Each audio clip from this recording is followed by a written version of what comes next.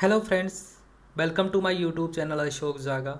आज हम कवर करेंगे टेक्नीशियन बी पोस्ट के लिए जो विक्रम साराभाई स्पेस सेंटर में जो एग्ज़ाम कंडक्ट हुआ था 10/12/2017 का, जो पेपर था फीटर ट्रेड का। आज हम उसका डिटेल सॉल्यूशन कवर करेंगे। इसको जो हमारे 80 क्वेश्चन होते हैं, इसमें 80 क्वेश्चन को हम दो पार्ट में कवर करेंगे। फर्स्ट पार्ट में 40 क्वेश्चन कवर करेंगे और फिर सेकंड पार्ट में 40 क्वेश्चन कवर करेंगे। इसमें टोटल 80 क्वेश्चन होते हैं। एक क्वेश्चन 4 नंबर का होता है, तो टोटल नंबर हमारे कितने हो गए? 320 हो गए। और यदि क्वेश्चन हमारा गलत हो जाता है तो उसका एक नंबर यहाँ पे काट लिया जाता है। तो स्टार्ट करते हैं।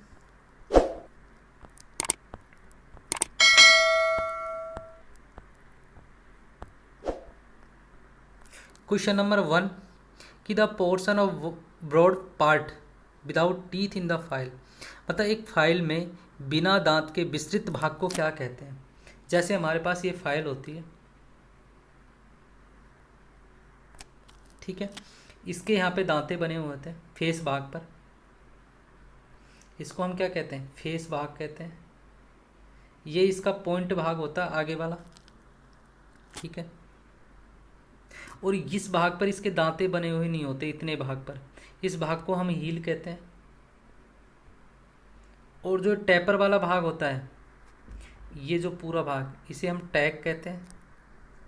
और जो साइड से टेपर बना होता है उसे शोल्डर कहते हैं।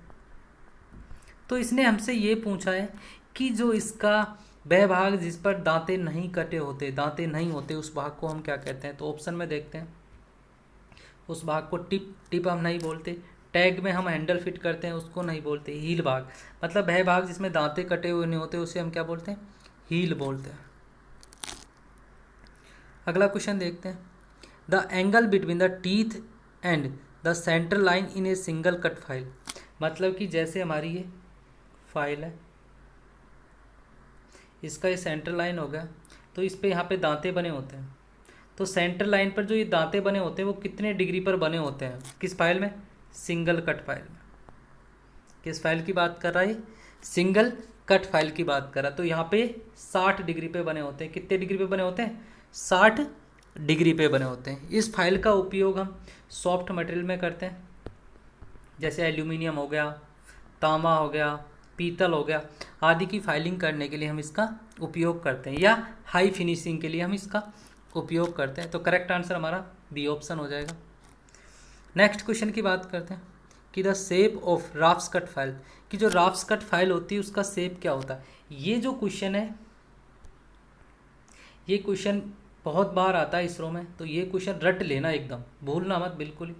तो जो राफ्स कट फाइल की जो शेप होती है वो हाफ राउंड होती है। क्या होती? हाफ राउंड होती।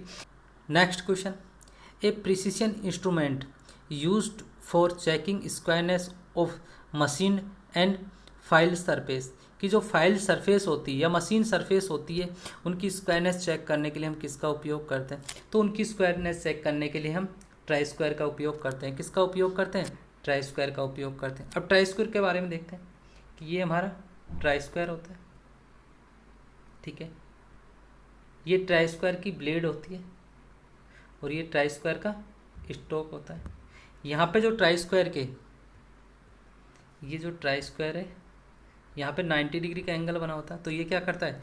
स्क्वायरनेस चेक कर लेता है। और जो ब्लेड होती है वो हाई कार्बन स्टील की बनी होती है, और जो स्टॉक होता है वो कास्ट आयरन का बना होता है या माइल्ड स्टील का बना होता है। और यहाँ पर एक बर स्लॉट होता है दोनों के बीच में। यहाँ पे क्या होता है? एक बर स्लॉट होता है इस पॉइंट पे। तो इससे क्या होता है कि जो जॉब की ग्रिपिंग अच्छी हो जाती है, इसे हम बर स्लॉट बोलते हैं, बर स्लॉट। तो करेक्ट आंसर हमारा सी ऑप्शन हो जाएगा। अगला क्वेश्चन देखते हैं कि अंकित लाइनों के साथ सुविधाजनक अंतरालों में छिद्रित चिन्ह लगाते हुए स्थित चिन्ह लगाने को कहते हैं। कि जैसे हम क्या कर रहे हैं कि कोई भी हमारा जॉब है, इस जॉब पर एक लाइन बनी हुई है, तो लाइन मिट जाती है जब हम मतलब वर्क को यूज जॉब को यूज में लेते हैं, तो मार्किंग मिट जाती है। तो यहाँ पे एक फिक्स अंतराल के साथ यहाँ पे जो डॉट लगाने की जो विधि होती है, फिक्स अंतराल के साथ जो डॉट लगाते हैं, उसे हम क्या कहते हैं? उसे हम कौन से मार्क कहते हैं? तो उसे हम विटनेस मार्क कहते हैं। क्या कहते हैं? विटनेस मार्क कहते हैं। और विटनेस मार्क के लिए कौन से पंच का उपयोग किया जाता है? 60 डिग्री प्रिक पंच का उपयोग किया जाता है, या इसे हम डॉट पंच भी कहते हैं। तो करेक्ट आंसर हमारा वी हो जाए। नेक्स्ट क्वेश्चन देखते हैं। The type of drill used for general purpose drilling work, मतलब जो ड्रिलिंग वर्क में जनरल पर्पस होता है वहाँ पे कौन से टाइप का ड्रिल यूज़ किया जाता है। तो हम बात करते हैं जनरल पर्पस के लिए, option A H type, B N type, C S type और डी एफ टाइप। तो पहले तो देखते हैं कि टाइप एच टाइप क्या होता है। एच टाइप का मतलब कि हार्ड पदार्थों के लिए, एन टाइप मतलब नॉर्मल पदार्थों के लिए, एस टाइप मतलब सॉफ्ट पदार्थों के लिए। तो यहाँ पे जनरल पर्पस पूछा है तो क्या आंसर क्या हो जाएगा, एन टाइप हो जाएगा। और जो एन टाइप के लिए जो हमारा एंगल होता है, एन टाइप के लिए जो हमारा इसका एंगल होता है वो हमारा एंगल होता है 13 से 16 डिग्री का एंगल होता है, ठीक है। और जो हमारा एच टाइप के लिए जो एंगल होता है 10 से 13 डिग्री होता है, और एस टाइप के लिए जो हमारा एंगल होता है वो 35 से 40 डिग्री। मतलब कि जैसे जैसे हम सॉफ्ट पदार्थ की तरफ बढ़ते हैं तो एंगल हमारा इंक्रीज होता है, और जैसे जैसे हार्ड पदार्थ की तरफ हम जा रहे हैं तो एंगल हमारा डिक्रीज होता है, ठीक है। लेकिन यदि हम बात करें यही कटिंग एंगल में, तो कटिंग एंगल साधारण पदार्थों के लिए कितना होता है, ये हेलिक्स एंगल की बात कर रहा है। यदि कटिंग एंगल की बात करें तो कटिंग एंगल साधारण पदार्थों के लिए 118 डिग्री होता है। तो ये हार्ड पदार्थों के लिए बढ़ता है और सॉफ्ट पदार्थों के लिए घटता है, जबकि हेलिक्स एंगल क्या करता है, हार्ड पदार्थों के लिए घटता है और सॉफ्ट पदार्थों के लिए बढ़ता है, ठीक है। तो करेक्ट आंसर हमारा बी हो जाएगा।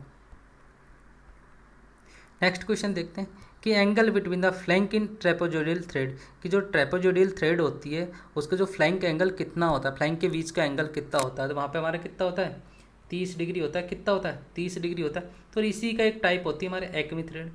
एक्मी थ्रेड का एंगल कितना होता है, 29 डिग्री होता है। इसका उपयोग हम कहाँ पे करते हैं कि जो लैथ मशीन होते हैं उसके लीड स्क्रू में हम एक्मी थ्रेड का उपयोग किया जाता है।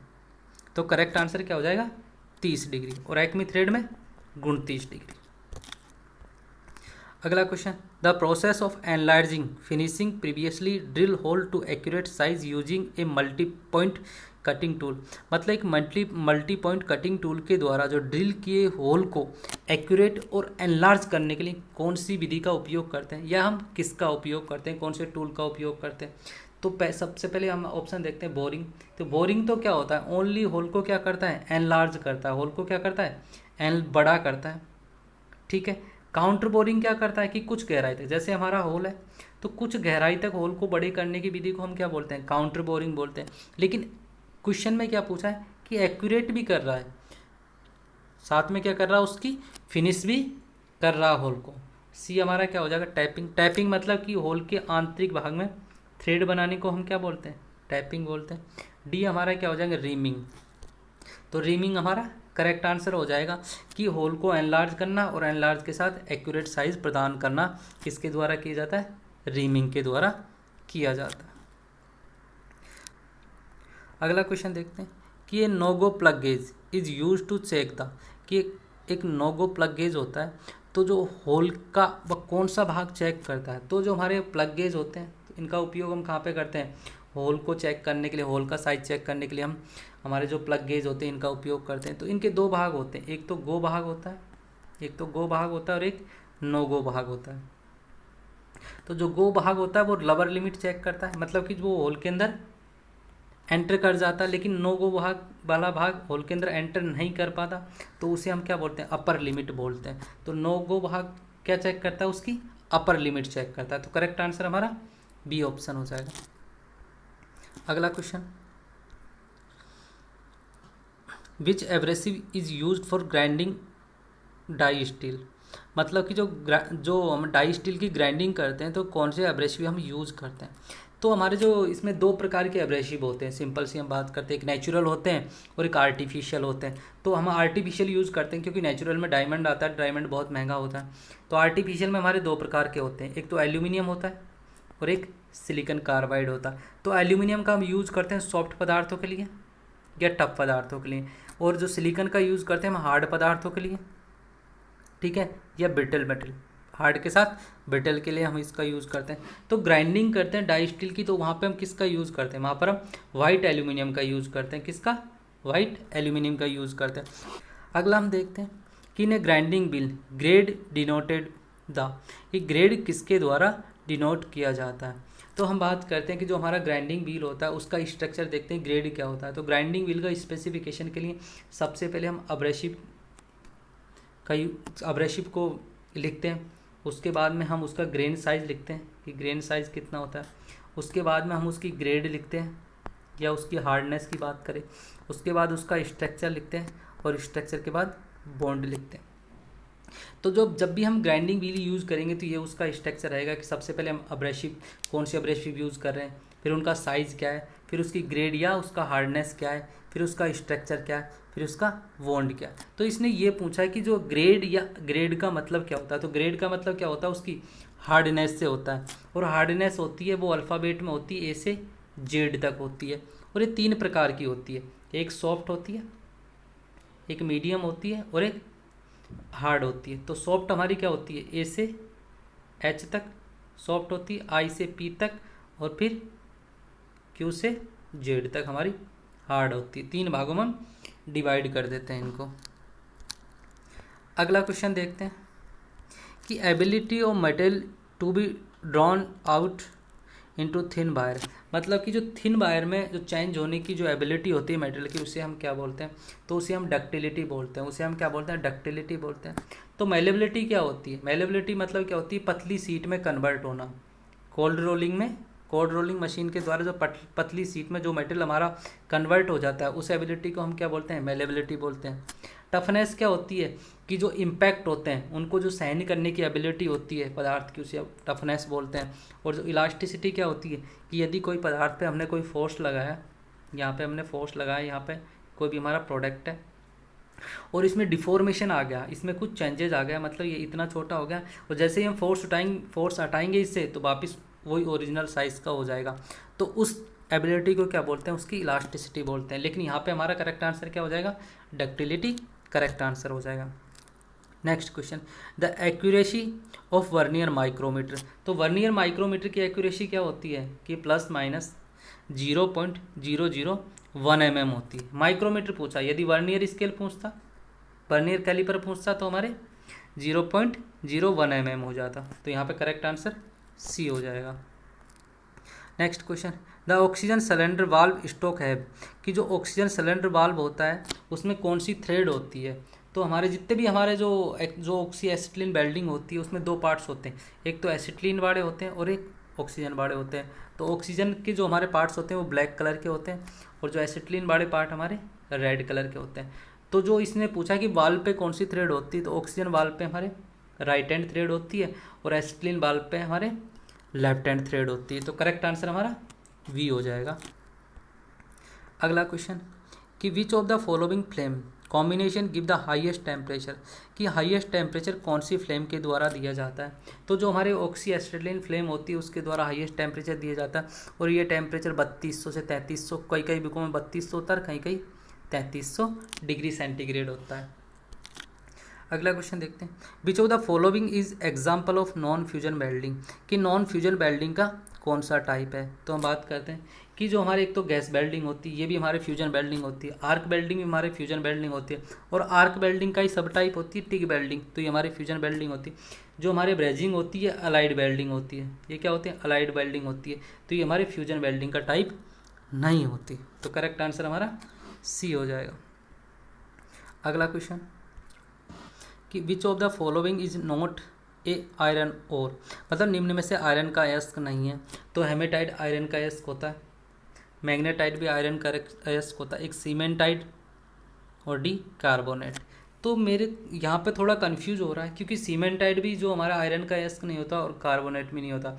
हेमेटाइट होता है, मैग्नेटाइट होता है, लिमोनाइट होता है और साइराइड होता है और पाइराइड होता है। ये हमारे क्या होते हैं, आयरन के अयस्क होते हैं। लेकिन यहाँ पे नहीं पूछा, तो 2 ऑप्शन में नहीं है, सीमेंटाइट भी नहीं होता और कार्बोनेट भी नहीं होता। तो उन्होंने पता नहीं करेक्ट आंसर क्या माना, सीमेंटाइट माना या कार्बन। लेकिन हमारे हेमेटाइट होता है, मैग्नेटाइट होता है, लिमोनाइट होता है, साइराइड होता है और पाइराइड होता है। ये 5 हमारे क्या होते हैं, आयरन के अयस्क होते हैं।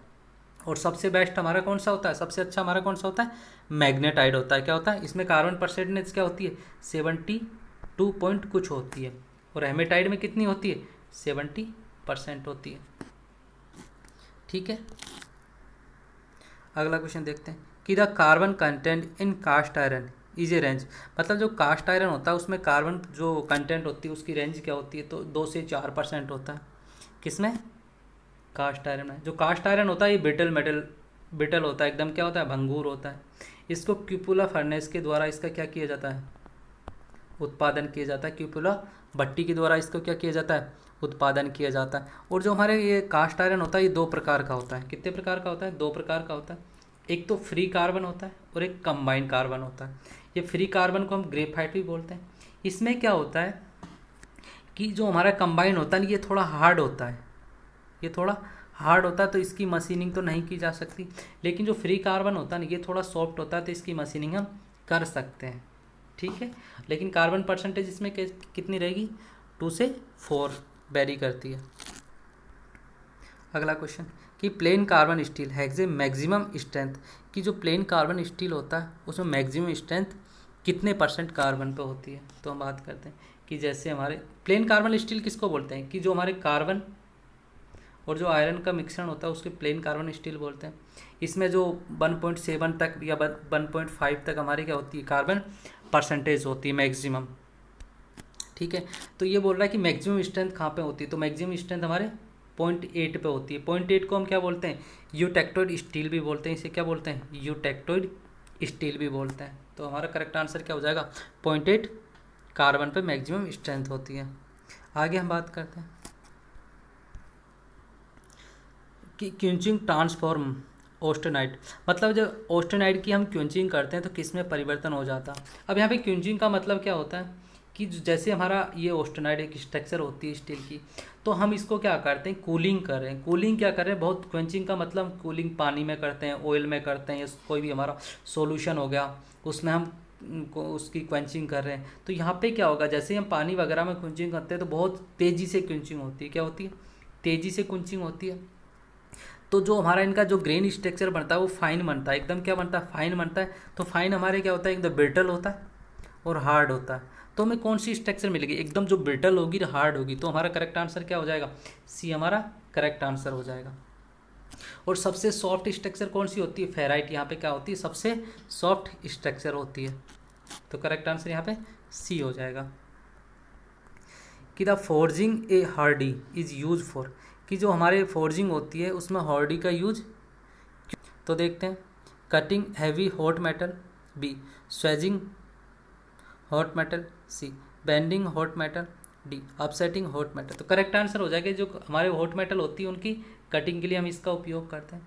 और इसका दूसरा नाम जो हार्डी होता है इसका दूसरा नाम एनविल कटर भी बोलते हैं। इसको हम क्या बोलते हैं, एनविल कटर भी बोलते हैं। ठीक है, तो ये हमारा करेक्ट ऑप्शन हो जाएगा। अगला question, a true a job precisely in a four jaw chuck instrument use, मतलब फोर्जा चक में एक कार्य को ठीक प्रकार से करने के लिए उपयुक्त उपकरण कौन सा होता है। ठीक है, तो option A micrometer, B vernier bevel protractor, C dial test indicator with magnetic base, और डी ट्राई स्क्वायर। तो यहाँ पे हम dial test indicator with magnetic base का उपयोग करते हैं। कहाँ पे, फोर्जा चक में। अगला क्वेश्चन कि which of the following is not use a turning taper in lathe, मतलब लेथ में जो हमारे टर्निंग टेपर के 4 मेथड होते हैं। कितने होते हैं, 4 मेथड होते हैं। एक हमारे कंपाउंड स्लाइड होता है, ठीक है, दूसरा टेलीस्टोक होता है, तीसरा फॉर्म टूल होता है, और चौथा हमारे टेपर टर्निंग अटैचमेंट होता है। क्या होता है, टेपर टर्निंग अटैचमेंट होता है। तो जो हमारे टॉप स्लाइड रोटेशन मेथड होता है ये हमारे टेपर टर्निंग जो टेपर टर्निंग मेथड नहीं होता। तो 4 होते हैं हमारे, कंपाउंड स्लाइड होता है, टेलीस्टोक होता है, फॉर्म टूल होता है, और टेपर टर्निंग अटैचमेंट मेथड होता है। तो डी हमारे यहाँ पे सही आंसर हो जाएगा। Next question, in a conventional lathe tool post is mounted directly on the, कि जो परंपरागत लेथ में टूल पोस्ट सीधा किसके ऊपर आरोपित किया जाता है। तो वहाँ पे हम जो हमारा टॉप स्लाइड होती है उसके ऊपर हम जो हमारा टूल होता है उसको हम माउंटेड कर देते हैं। तो करेक्ट ऑप्शन वी हो जाएगा। अगला क्वेश्चन कि which of the following is example of comparator, जो हमारा कंपेरेटर होता है उसका एग्जाम्पल कौन सा होता है। तो जो हमारा डायल टेस्ट केज होता है ये हमारे कंपेरेटर का एग्जाम्पल होता है। तो करेक्ट आंसर हमारे सी हो जाएगा। अगला question which of the following welding is done in high vacuum chamber, मतलब हाई वैक्यूम चैम्बर में हम कौन सी वेल्डिंग करते हैं, तो जो हमारी इलेक्ट्रो बीम वेल्डिंग होती है वो हम हाई वैक्यूम चैम्बर में करते हैं। तो करेक्ट आंसर हमारे ए हो जाएगा। अगला question, which of the following part in file is not hardened and temper, मतलब फाइल में कौन से पार्ट को हम हार्ड और टेम्प नहीं करते, तो बॉडी भाग को हम हार्ड और टेम्प करते हैं और बॉडी भाग के जो अलावा पार्ट होता है उसको हार्ड और टेम्प नहीं करते। मतलब कि ये हमारे फाइल होती है, इतना भाग हमारे क्या होता है बॉडी का होता है और ये वाला भाग हमारे क्या होता है टैग का होता है।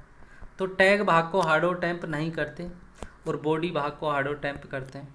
तो यहाँ पे हमारा करेक्ट आंसर क्या हो जाएगा, सी हमारा करेक्ट आंसर। ये हील एज सब किसके अंदर आते हैं, ये बॉडी भाग के अंदर आते हैं।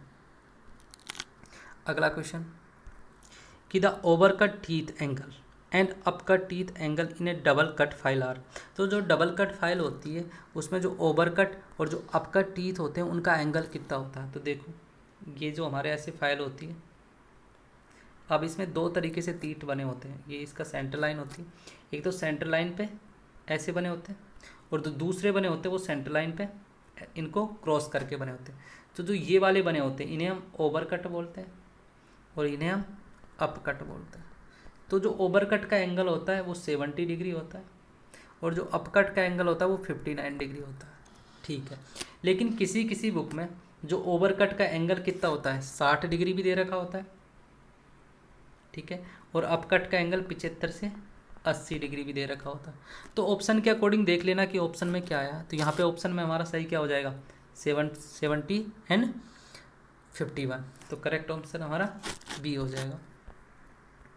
अगला क्वेश्चन देखते हैं कि the accuracy of try square is about, कि जो ट्राई स्क्वायर की एक्यूरेसी क्या होती है, जो ट्राई स्क्वायर की एक्यूरेसी हमारे क्या होती है कि 0.0002 mm प्रति 10 mm की लंबाई में। तो ए ऑप्शन हमारा क्या हो जाएगा करेक्ट आंसर हो जाएगा। अगला क्वेश्चन कि least count of inside caliper, कि इनसाइड कैलिपर का लिस्ट काउंट कितना होता है। तो ये जो इनसाइड कैलिपर होते हैं इनडायरेक्ट मेजरिंग टूल होता है, मतलब कि ये क्या करते हैं कि इनका जो भी मेजरमेंट होता है उनको ट्रांसफ़र किया जाता है किस पर, स्टील रूल पर। किस पे किया जाता है, स्टील रूल पर। इनका जो मेजरिंग जितना भी मेजरिंग जो रीडिंग होती है उनको ट्रांसफ़र किया जाता है। अब देखो कि जो इनसाइड कैलिपर का उपयोग हम कहाँ पे करते हैं, स्लॉट वगैरह या इनसाइड कोई भी हमारा डाया उनको चेक करने मेजर करने के लिए हम इसका उपयोग करते हैं। और इसका जो भी हमारा लिस्ट काउंट होता है वो कितना होता है 0.5 mm इसका लिस्ट काउंट होता है और ये हाई कार्बन स्टील के बनाए जाते हैं। अगला क्वेश्चन देखते हैं, which type of surface gauge is used on cylindrical surface, मतलब सिलेंड्रिकल सरफेस पे कौन से टाइप के जो सरफेस गेज होते हैं उनका यूज किया जाता है। तो सरफेस गेज हमारे दो टाइप के होते हैं, एक तो फिक्स होते हैं और एक मूवेबल होते हैं। मूवेबल का दूसरा नाम क्या बोलते हैं, यूनिवर्सल सरफेस गेज बोलते हैं। तो जो यूनिवर्सल सरफेस गेज होते हैं उन्हीं को हम सिलेंड्रिकल सरफेस पे यूज कर सकते हैं। तो हमारा करेक्ट आंसर क्या हो जाएगा, सी हमारा करेक्ट आंसर हो जाएगा। Next question, the diameter of A drill is measured across the, कि जो ड्रिल का डायमीटर होता है वो कहाँ से मापा जाता है। तो देखो हमारे ये हमारे ड्रिल होता है, ड्रिल का उपयोग कहाँ पे करते हैं, होल के लिए करते हैं। तो ये ड्रिल का सैंक भाग हो गया और ये ड्रिल पर यहाँ पे फ्लूट कटे होते हैं और ये यहाँ के कटिंग एज होता है और यहाँ पे छोटा एक भाग बना होता है जिसे नेक कहते हैं, इसका स्पेसिफिकेशन लिखा जाता है। तो ये ड्रिल का सैंक भाग होता है पीछे वाला और ये पूरा भाग बॉडी कहलाता है। अब जो ड्रिल का जो नीचे जो खांचे बने होते हैं उसे हम फ्लूट कहते हैं और जो फ्लूट के दो फ्लूटों के जो बीच में उड़ा हुआ भाग होता है उसे हम लैंड कहते हैं, उसे हम क्या बोलते हैं, लैंड बोलते हैं। अब जैसे क्या होता है कि जैसे हमारे पास ये ड्रिल होता है तो यहाँ पे ऐसे फ्लूट बने होते हैं, तो ये भाग होता है ना जो ये भाग ये थोड़ा यहाँ से जाके और नीचा हो जाता है, फिर यहाँ पे जाएगा थोड़ा नीचा हो जाएगा। मतलब कि ये क्या करता है कि जब हम ड्रिलिंग करेंगे तो यहाँ पे थोड़ा हम गैप दे देते हैं इस वाले पॉइंट पे। गैप देने से क्या होगा हर एक फ्लूट के बीच में कि जैसे पूरी सरफेस जो होल की पूरी सरफेस को हमारा ड्रिल टच नहीं करेगा, जिससे क्या होगा घर्षण कम होगा। तो इस भाग को हम क्या बोलते हैं, मार्जिन बोलते हैं। तो मार्जिन को ही हम क्या बोलते हैं, लैंड बोलते हैं। तो मार्जिन या लैंड भाग से हम क्या करते हैं, ड्रिल का डायमीटर लेते हैं। नेक्स्ट क्वेश्चन कि for same cutting speed larger diameter drill have a, RPM compare to smaller diameter. तो हम देखते हैं कि ये हमारे जो कटिंग स्पीड का फॉर्मूला होता है कि पाई डी एन अपॉन ये एन है 60, एन आरपीएम होता है, डी डायमीटर होता है। ये दोनों हमारे पाई और 100 1000 क्या होते हैं, कांस्टेंट राशि होती है। तो बी प्रोपोर्शनल टू क्या होता है, डी एन होता है। तो यहाँ पे स्पीड हमारी सेम होगी तो स्पीड हमारी कैंसिल आउट होगी, हमारे पास क्या बचा, डी और एन बचा। तो इनको यदि हम प्रोपोर्शनल बनाते तो डी इधर जाएगा, अब एन उधर जाएगा, तो ये क्या हो जाएगा 1 में एन हो जाएगा। तो जैसे जिसका डायमीटर अधिक होगा उसके आरपीएम क्या होंगे, कम होंगे। अब देख लो क्वेश्चन कि यदि लार्जर डायमीटर है तो उसके आरपीएम क्या हो जाएंगे, कम हो जाएंगे। ठीक है, तो करेक्ट आंसर हमारा सी हो जाएगा। अगला question, which of the following is use for cutting keyways and groove. मतलब जो कीवेज और जो ग्रुप बनाने के लिए कौन सी चीज़ल का हम उपयोग करते हैं, तो वहाँ पे हम क्रॉस कट चीज़ल या इसका दूसरा नाम है कैप चीज़ल का उपयोग करते हैं। तो करेक्ट आंसर हमारा ए हो जाएगा। अगला क्वेश्चन कि जो वर्नियर कैलिपर स्केल के 50 भाग है और जो 49 भाग है किसके, मेन स्केल के, और जो मुख्य स्केल की रीडिंग कितनी है 40 है, लेकिन जो वर्नियर के जो 20वां भाग है वो मुख्य स्केल के भाग से क्या कर रहा है, मैच कर रहा। तो उसका पाठ्यांक क्या होगा। तो सबसे पहले यहाँ पे वो नहीं दिया लिस्ट काउंट, तो लिस्ट काउंट हम निकालेंगे।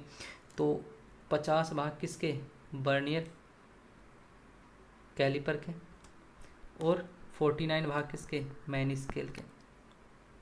तो एक भाग वर्नियर स्केल का कितना हो जाएगा 49/50। अब एक भाग मेन स्केल का कितना है 1।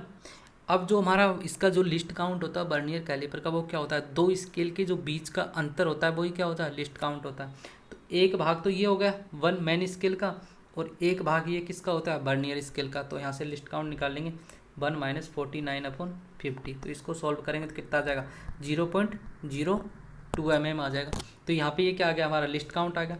अब देखो हमारे पास रीडिंग कितनी है 40 है, प्लस में 20वें भाग को टच कर रहा है तो 20 × 0.02, तो ये हमारा कितनी हो जाएगी 0.04। अब इसको यहाँ पे ऐड कर देंगे तो टोटल हमारी रीडिंग कितनी आ जाएगी 40.4 mm हमारे आंसर आ जाएगा। तो ए ऑप्शन हमारे करेक्ट हो जाएगा। अब देखो ये राइट एंगल, तो मतलब राइट एंगल का मतलब क्या होता है 90 डिग्री होता है। अब 1 डिग्री में क्या होता है, 1 डिग्री में 60 मिनट होती है, और 1 मिनट में क्या होती है 60 सेकंड होती है। ठीक है, अब यहाँ पे देखते हैं कि एक मतलब 90 मिनट में 90 डिग्री में कितनी मिनट हो जाएगी, तो 90 × 60, तो ये हमारे क्या हो गए 54, मतलब 5400 मिनट हो जाएगी। तो बी हमारे आंसर हो जाएगा। आज हम 40 क्वेश्चन कवर करेंगे, तो ये हमारा लास्ट क्वेश्चन है। नेक्स्ट क्वेश्चन कि internal screw thread the minor diameter, कि जो हमारा स्क्रू थ्रेड होती है उसमें इंटरनल डायमीटर क्या, वो माइनर डायमीटर क्या होता है। तो यहाँ पे हम देखते हैं ऑप्शन है कि diameter of hole drilled for forming hole, कि जो ड्रिल होल हमने बनाया उसका डायमीटर। या second the external diameter of blank on which thread are cut, कि जो ब्लैंक का एक्सटर्नल डायमीटर जिस पे हमने थ्रेड काटी है। सी smaller diameter after cutting a full thread, कि जो स्मॉलर डायमीटर जो हमने थ्रेड काटने के बाद बना, ये largest diameter after thread cut, कि जो थ्रेड कट करने के बाद में लार्जेस्ट डायमीटर। तो यहाँ पे जो हमारा इंटरनल थ्रेड के लिए, इंटरनल स्क्रू थ्रेड के लिए जो माइनर डायमीटर क्या होता है, कि जो हमने होल बनाया, जो ड्रिलिंग होल बनाया वही हमारा क्या होता है इंटरनल डायमीटर होता है। तो करेक्ट ऑप्शन हमारा ए हो जाएगा।